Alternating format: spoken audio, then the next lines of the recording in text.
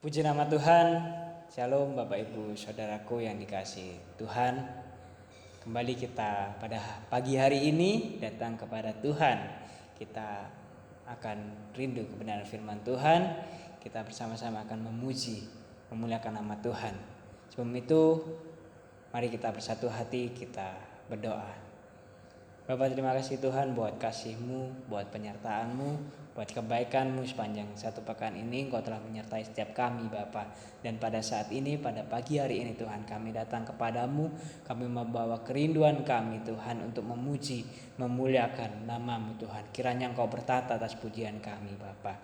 Terima kasih Tuhan Yesus, kami serahkan ibadah kami pada pagi hari ini ke dalam tangan-Mu. Biarlah Engkau sendiri yang memberkati setiap kami, melawat kami Tuhan. Terima kasih Bapak, kami siap untuk memulai ibadah kami pada pagi hari ini hanya di dalam nama Tuhan Yesus.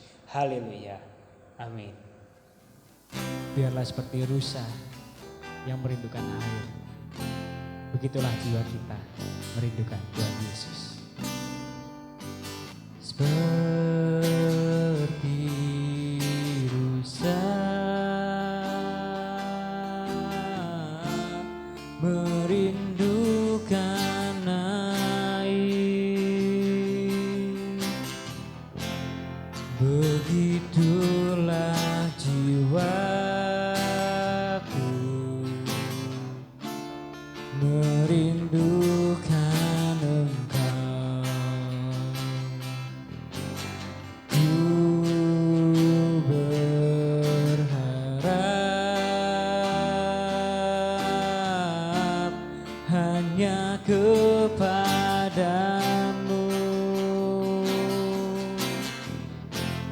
Ku sembah Kau Allahku, Tuhan dan Rajaku. Kaulah sungai kehidupanku yang mengalir segarkan jiwaku. Engkau Yesus pengharapanku, ku sembah Kau dengan segenap hatiku.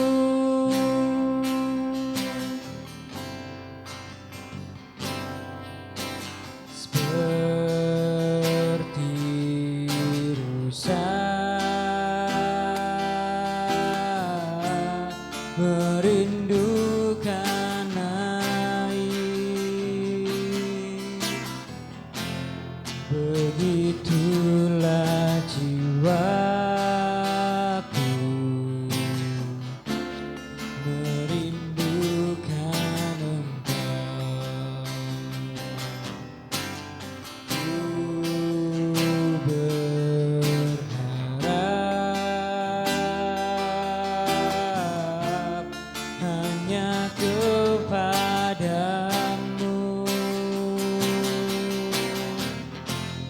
Ku sembah Kau Allahku,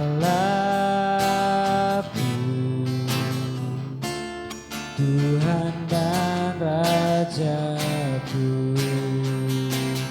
Kaulah sungai kehidupanku yang mengalir segarkan jiwaku. Engkau Yesus pengharapanku, ku sembah Kau dengan segenap hatiku. Kaulah sungai kehidupanku yang mengalir segarkan jiwaku. Engkau Yesus pengharapanku, ku sembah Kau dengan segenap hatiku. Kaulah sungai kehidupanku yang mengalir segarkan jiwa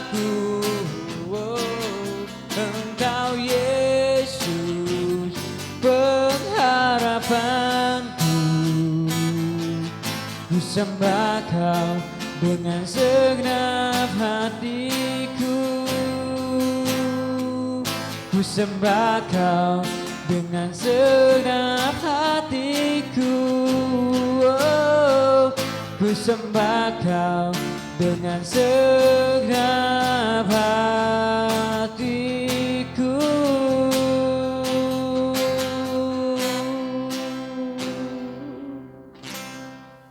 Salam Bapak Ibu, Saudara yang saya kasihi di dalam Tuhan Yesus Kristus. Kita kembali bersama-sama pada kesempatan ini. Kita akan membaca, merenungkan kebenaran firman Tuhan untuk kesempatan ini. Sebelum lebih lanjut kita membaca firman Tuhan, lebih dahulu mari kita bersama-sama, kita tundukkan kepala, kita berdoa. Kami kembali datang ke hadirat Tuhan. Kami menaikkan segala pujian dan syukur kami oleh sebab keberadaan kami hingga pada hari ini adalah suatu mukjizat yang daripada Tuhan. Kami bersyukur hingga hari ini kami boleh ada sebagaimana kami ada. Kami juga bersyukur bahwa pada kesempatan ini juga kami bisa menikmati ibadah bersama dengan jemaat Tuhan, khususnya bersama-sama dengan umat Tuhan di Gereja Kristen Injili Nusantara, Jemaat Gunung Karmel.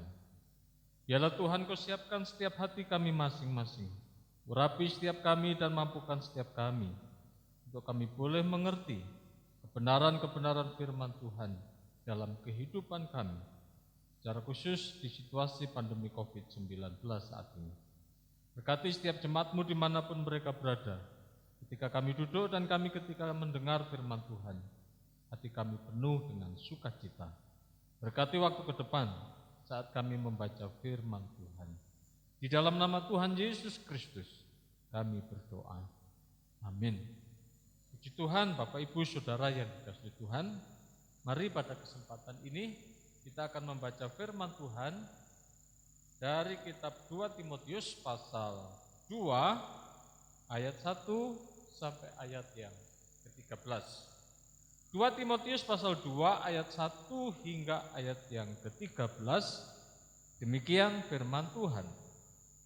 Panggilan untuk ikut menderita. Sebab itu hai anakku, jadilah kuat oleh kasih karunia dalam Kristus Yesus.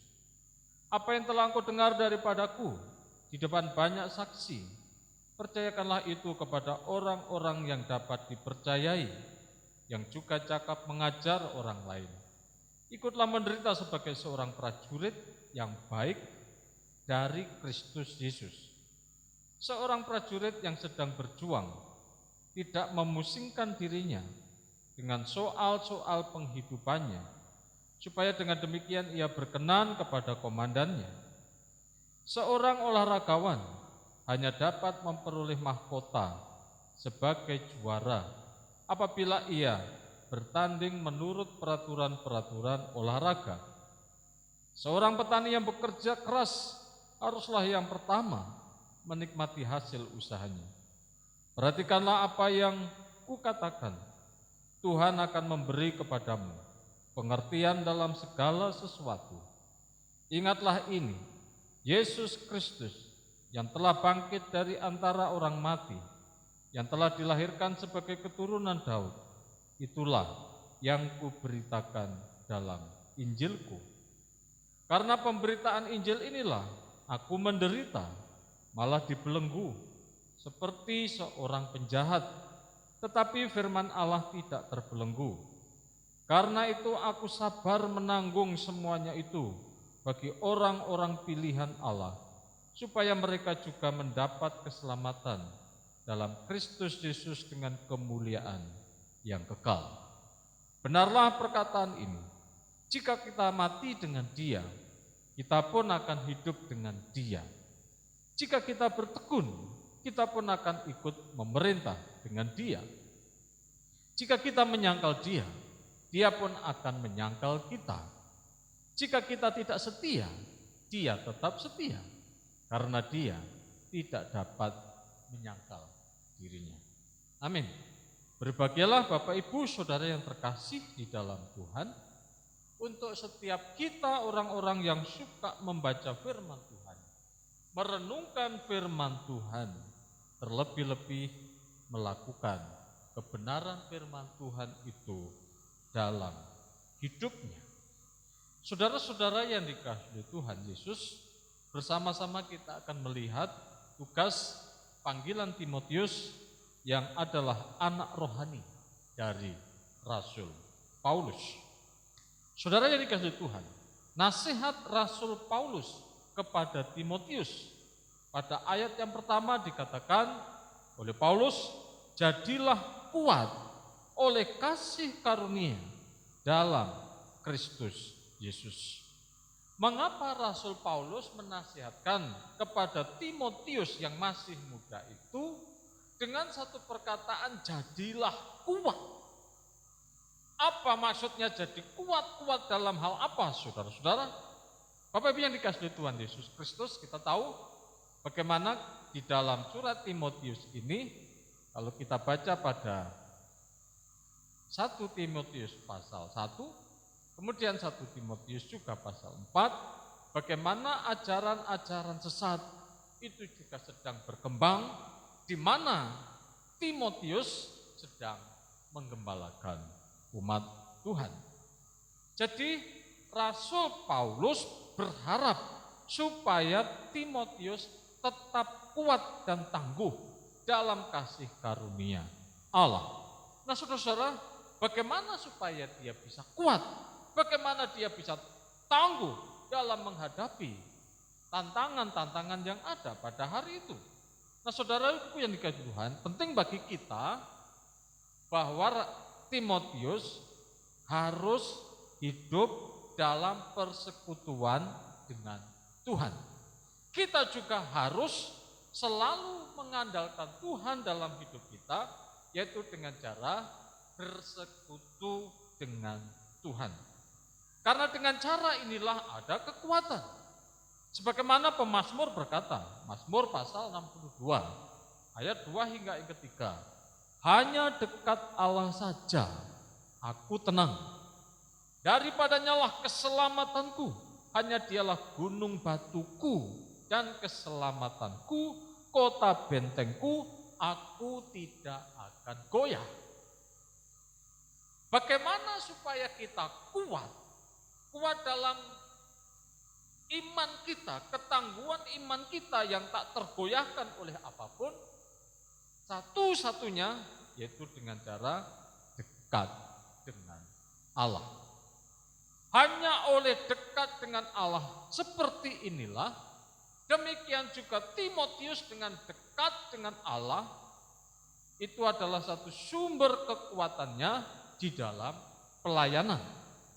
Saudara-saudara yang dikasihi Tuhan Yesus Kristus, dalam situasi seperti saat ini, kita harus juga kuat di dalam Tuhan. Mengapa, saudara-saudara? Agar dalam situasi seperti ini kita tidak mudah menyerah. Kita tidak gampang menyerah dengan keadaan. Kita tidak bisa menghindari keadaan ini, tetapi kita harus menghadapi keadaan seperti ini. Bagaimana kita bisa menghindar? Tidak bisa. Satu-satunya jalan adalah menghadapi kondisi-kondisi kita saat ini, terutama masalah COVID-19 yang mempengaruhi dalam berbagai aspek kehidupan manusia. Nah, saudara-saudara, supaya kita kuat dan tidak gampang menyerah, kita punya satu sumber kekuatan, yaitu di dalam Yesus Kristus. Hanya di dalam Yesus Kristuslah kita memiliki kekuatan. Karena Yesus adalah kekuatan kita. Karena Yesus telah memberikan teladan kepada kita bagaimana harus menghadapi kehidupan saat ini. Nah, saudara-saudaraku yang Tuhan, selain Timotius harus kuat dalam menggembalakan umat Tuhan, dan di tengah-tengah pengembalaan itu ada tantangan, yaitu ajaran-ajaran sesat, Timotius juga dituntut oleh Paulus, yaitu untuk memberikan kepercayaan kepada orang lain. Artinya bahwa Timotius meskipun masih muda harus bisa menghasilkan tenaga-tenaga yang baik yang nantinya dia bisa mewariskan apa yang telah dia terima dari Paulus. Paulus memberikan kepada Timotius, Timotius juga harus memberikan kepada orang lain, sehingga orang lain itu bisa melanjutkan pengajarannya. Apa yang telah engkau dengar daripadaku di depan banyak saksi. Itu artinya bahwa Pak Timotius sudah mendengar, sudah menerima pengajaran-pengajaran yang disampaikan oleh Rasul Paulus kepadanya. Dan apa yang telah kamu dengar dan apa yang telah aku percayakan kepadamu, percayakanlah itu juga kepada orang-orang. Nah, saudara, kepada orang-orang yang pertama adalah orang-orang yang dapat dipercayai. Bapak Ibu, saudara yang dikasihi oleh Tuhan Yesus Kristus, siapa mereka orang-orang yang bisa dipercayai? Artinya kalau orang itu bisa dipercayai, kita memberikan 100% penuh, tanggung jawab penuh kepada orang-orang yang kita percayai. Nah, ini perlu seleksi. Dan kemudian yang kedua, yaitu kepada orang-orang yang cakap mengajar orang lain. Jadi ketika Timotius harus melanjutkan tugas pelayanan ini, Paulus harus memilih, menentukan dengan kriteria-kriteria yang ada tadi, dapat dipercayai dan juga cakap mengajar, supaya mereka bisa melanjutkan pelayanan berikut. Nah, di sini diperlukan orang-orang khusus guna melanjutkan pelayanan. Apa yang harus dilakukan Timotius dalam tugas pelayanannya? Saudara yang dikasihi Tuhan, ayat 3 sampai yang ke-7, bagaimana Paulus minta kepada Timotius dengan satu ajakan. Ikutlah menderita sebagai seorang prajurit yang baik dari Kristus Yesus. Saudara-saudara, Timotius bukan diajak untuk bersenang-senang.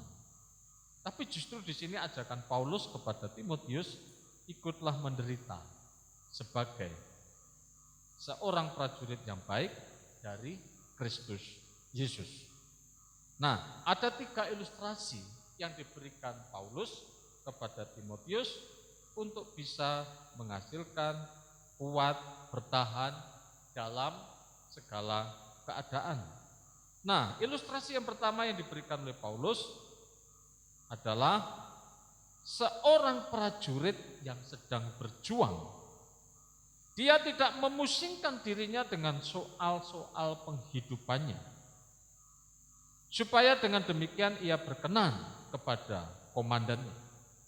Jadi ada seorang prajurit yang sedang bertugas di medan tempur atau di medan pekerjaan yang sedang dikerjakannya. Dia hanya bisa fokus kepada tugas, kepada mandat yang diberikan oleh komandannya. Dan ketika prajurit itu melakukan tugasnya dan bertanggung jawab dan menyelesaikannya dengan baik, maka komandan itu akan berkenan kepadanya. Dan yang kedua, ilustrasi yang kedua, seorang olahragawan hanya dapat memperoleh mahkota juara apabila ia bertanding menurut peraturan olahraga. Yang pertama adalah di bidang militer, yang kedua di bidang olahraga. Bagaimana orang itu bisa menghasilkan hasil yang terbaik di bidang olahraga, maka dia harus ada masuk dalam satu sistem, dan dalam setiap sistem olahraga itu ada aturan mainnya. Jadi harus ikuti aturan itu jika ingin memperoleh mahkota sebagai juara. Kemudian ilustrasi yang ketiga, militer, olahraga, dan sekarang di bidang pertanian. Seorang petani yang bekerja keras haruslah yang pertama menikmati hasil usahanya. Ini seorang petani yang bekerja dengan keras, yang merawat tanamannya begitu tekun dan begitu rajin, dan akhirnya hasil dari pertaniannya sangat memuaskan, maka hasil pertama dia layak untuk menikmati dari hasil usahanya. Saudara-saudara yang dikasihi Tuhan, ini 3 ilustrasi yang diajarkan oleh Paulus kepada Timotius, bagaimana Paulus mengajak Timotius ikutlah menderita sebagai seorang prajurit yang baik dari komandan, yang baik dari Kristus Yesus. Perhatikanlah apa yang kukatakan, ayat yang ke-7. Tuhan akan memberi kepadamu pengertian dalam segala sesuatu. Termasuk dalam pemahaman tentang ketiga ilustrasi tadi, saudara-saudara yang dikasihi Tuhan, segala pengetahuan, betapa pentingnya pengertian itu, betapa pentingnya pengetahuan itu, dan bagaimana supaya kamu bisa memahami apa yang telah aku berikan kepadamu. Pengertian dalam segala sesuatu. Memang di sini dia adalah seorang gembala, juga seorang pengajar. Tentunya kita tahu ketika dia seorang gembala, seorang pengajar, tentunya dia tahu bidang-bidang tertentu, tapi tidak mengetahui semuanya. Tetapi saudara-saudara, Paulus berdoa supaya Tuhan memberikan segala pengertian, segala sesuatu, yaitu semua bidang yang diperlukan suatu pengetahuan. Bapak Ibu Saudara yang dikasihi Tuhan Yesus Kristus, termasuk kehidupan kita pada saat ini. Kita sangat memerlukan pengertian yang benar. Kita membutuhkan pengetahuan yang benar tentang virus COVID-19. Mari kita bersama-sama belajar tentang COVID-19 ini. Dan ketika kita mengetahuinya, termasuk juga kita bisa mengetahui bagaimana mengantisipasi dalam menyikapi virus corona yang hari ini sedang melanda dunia di mana manusia berada. Saudaraku yang dikasihi Tuhan, disinilah kita membutuhkan hikmat dari Tuhan untuk bisa menyikapi dengan baik, menyikapi dengan benar masalah virus COVID-19 ini. Kita perlu menyelidiki, kita perlu belajar tentang hal ini. Dan juga dalam hal ini kalau kita kaitkan dengan firman Tuhan, apa maksud Tuhan, apa rencana Tuhan dalam kondisi seperti saat ini. Mengapa ini bisa terjadi? Saudara-saudara yang terkasih di dalam Tuhan Yesus Kristus, disinilah diperlukan hikmat Allah. Disinilah diperlukan ketenangan.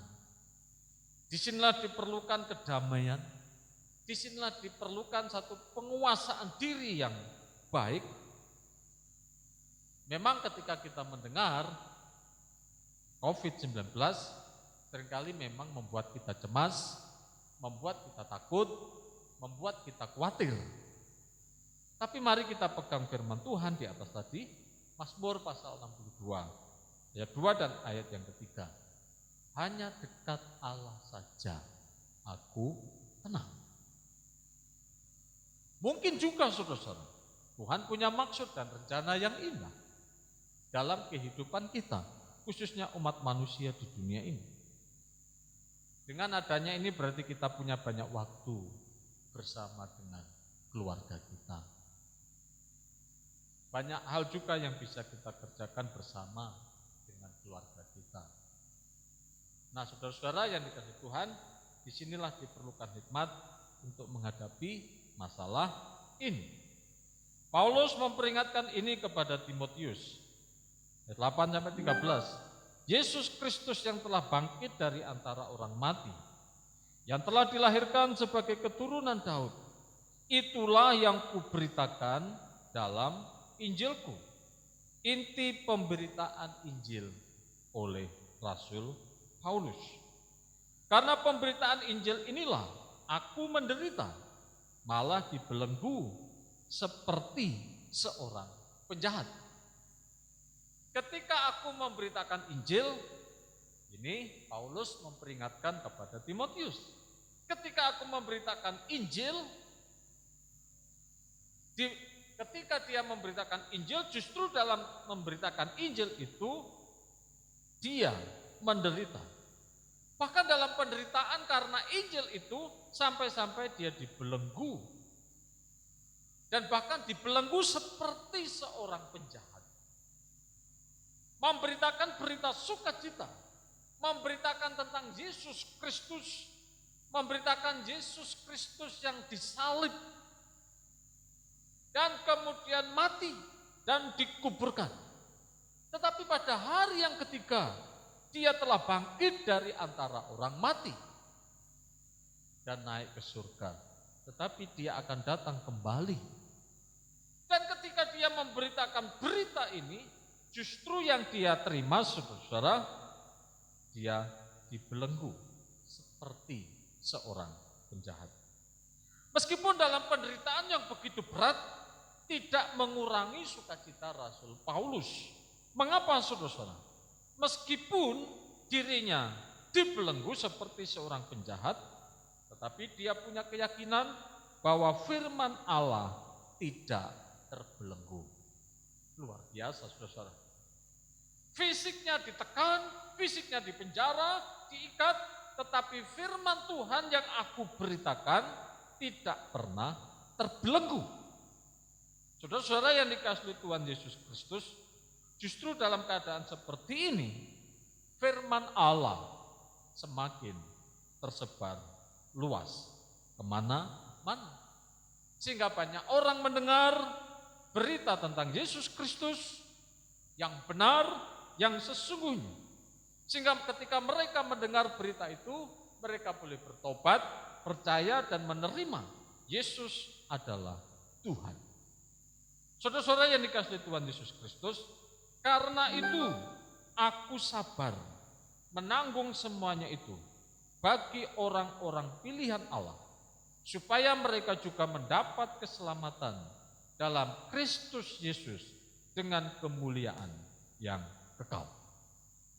Jadi demi keselamatan jiwa-jiwa untuk kehidupan yang kekal itu, hidup di dalam Yesus Kristus itu, Paulus tetap sabar dalam kondisinya, dalam keadaannya yang dibelenggu dan yang dipenjara tadi. Bapak, Ibu, dan saudaraku yang dikasihi oleh Tuhan Yesus Kristus, Paulus berani membayar harga demi keselamatan jiwa-jiwa. Ini juga yang hendak diperingatkan.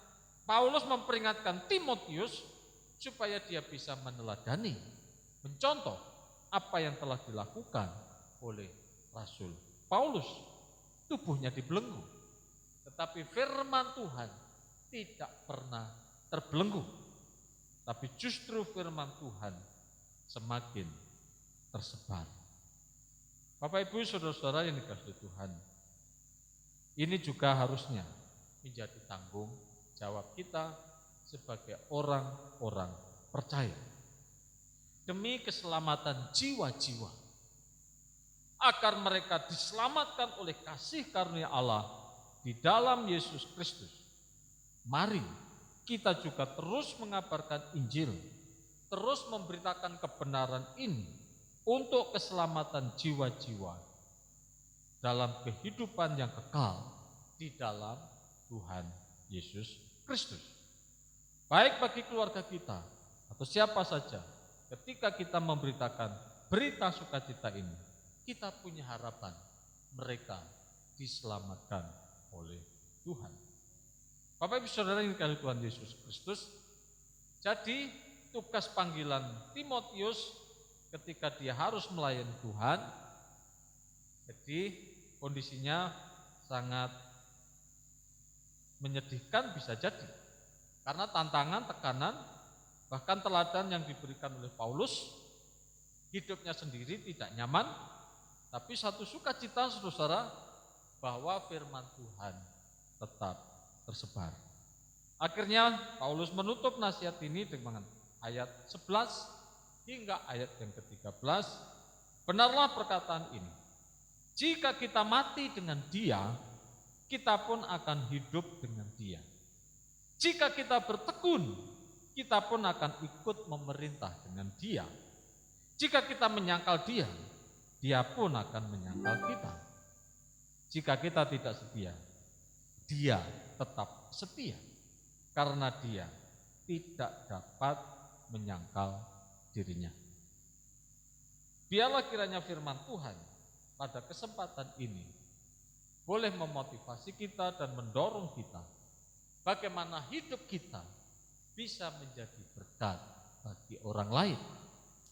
Meskipun Timotius yang masih muda diharapkan oleh Paulus untuk bisa menjadi terang bagi lingkungan di mana dia tinggal. Bapak Ibu yang terkasih dalam Tuhan Yesus Kristus, mari kita juga tetap dan terus agar kehidupan kita menjadi terang, menjadi berkat bagi keluarga kita, bagi saudara-saudara kita, bagi tetangga kita, atau bagi siapa saja yang kita jumpai. Sehingga dari situ orang dapat melihat, dapat mengenal bahwa Kristus ada di dalam aku, karena hidupku bukannya aku lagi, tetapi Kristus yang ada di dalam aku. Sehingga apa yang aku ucapkan, yang aku perbuat, tindakan-tindakan yang aku lakukan, semuanya berasal dari Tuhan. Inilah tugas panggilan Timotius dan juga tugas panggilan kita untuk menjadi terang, untuk menjadi berkat, khususnya di tengah-tengah pandemi COVID-19 ini. Tuhan memberkati. Mari kita berdoa. Bapa di dalam surga, kami mengucap syukur. Terima kasih buat kebenaran firman Tuhan yang boleh kami dengar dan renungkan bersama-sama. Sebagaimana kehidupan Timotius yang masih muda, dan ketika dia harus mengembalakan umat Tuhan, dan bahkan tantangan yang begitu kuat yang sedang dia hadapi, khususnya dari pengajar-pengajar sesat yang terus merusak iman orang-orang percaya. Makanya Paulus mendorong kepada Timotius, jadilah kuat di dalam kasih karunia Kristus. Biarlah ini juga menjadi pelajaran bagi setiap kami, untuk kami tetap kuat di dalam kasih karunia Yesus Kristus, sehingga kondisi keadaan apapun tidak akan pernah memisahkan kami dari kasih karunia Tuhan. Sebagaimana juga Paulus dalam tekanan dan penderitaan yang begitu hebat, aku memberitakan Yesus yang telah disalib, mati, dikuburkan, tetapi telah bangkit dari antara orang mati. Dan ketika Paulus memberitakan berita ini, dia menghadapi tantangan di penjara dan dibelenggu. Tapi dia bersyukur, meskipun tubuhku dibelenggu, firman Tuhan tidak pernah terbelenggu. Dan biarlah ini juga menjadi pelajaran bagi setiap kami, dimanapun kami berada. Mungkin kami hari ini tidak bisa kemana-mana, tapi biarlah firman Tuhan tidak terbelenggu. Dan biarlah firman-Mu yang hidup di dalam hidup kami, yang terus menguasai, mengontrol setiap kehidupan kami, sehingga hidup umat-Mu sungguh-sungguh menjadi berkat bagi banyak orang. Meteraikan segala kebenaran yang sudah kami terima pada hari ini. Terima kasih Bapa, di dalam nama Tuhan Yesus Kristus kami berdoa. Amin. Puji Tuhan, kita telah mendengarkan kebenaran firman Tuhan. Mari bersama-sama kita akan mengakhiri ibadah kita pada pagi hari ini. Kita bersama-sama akan menaikkan pujian. Bagi Tuhan tak ada yang mustahil.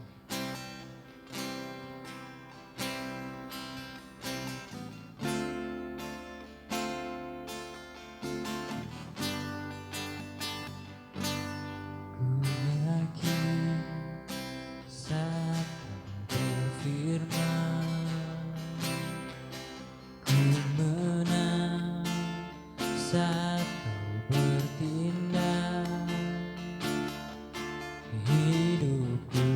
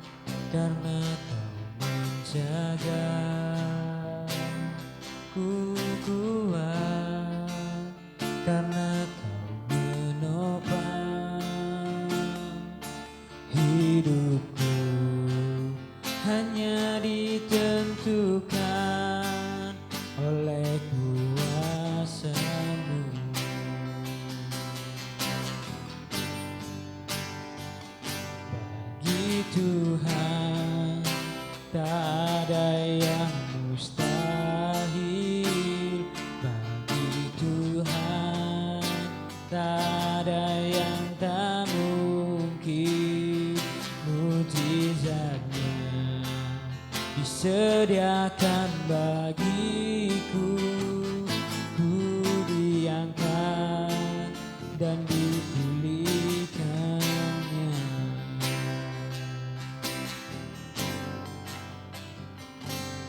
Ku yakin saat kau berfirman, ku menang saat kau bertindak. Hidupku hanya ditentukan oleh perkataanmu.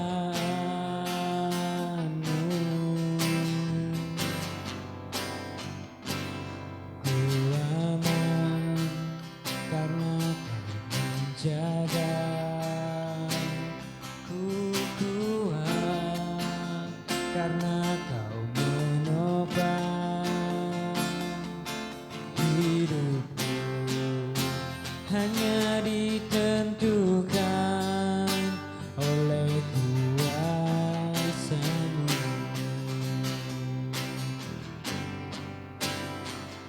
Bagi Tuhan tak ada yang mustahil. Bagi Tuhan tak ada yang tak mungkin. Mujizatnya disediakan bagiku, ku diangkat dan dipulihkannya. Bagi Tuhan tak ada yang mustahil. Bagi Tuhan tak ada yang tak mungkin.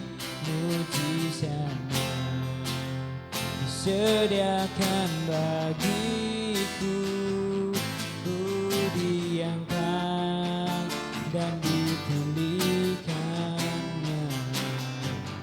Ku diangkat dan dipulihkannya. Ku diangkat dan dipulihkannya.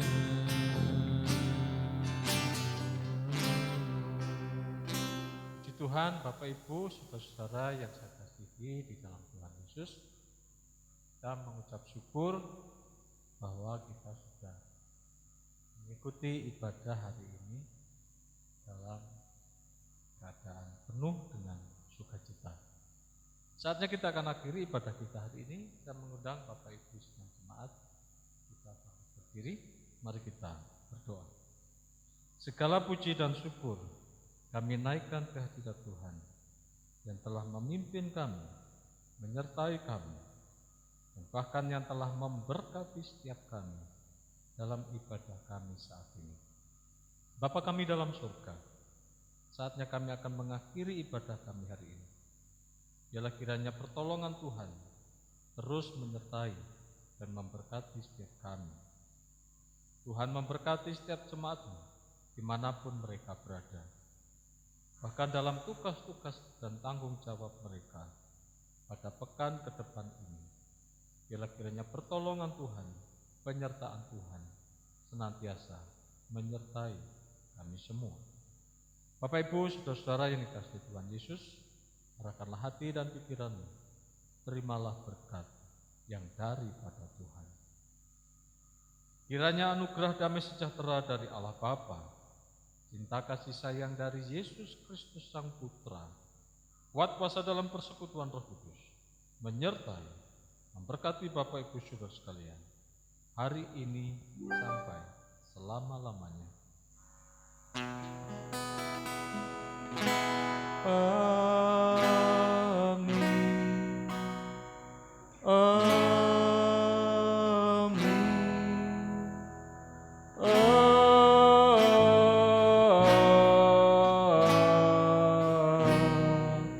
Amin.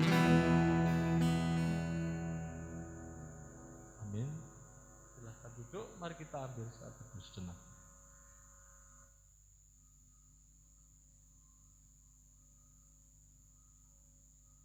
Amin.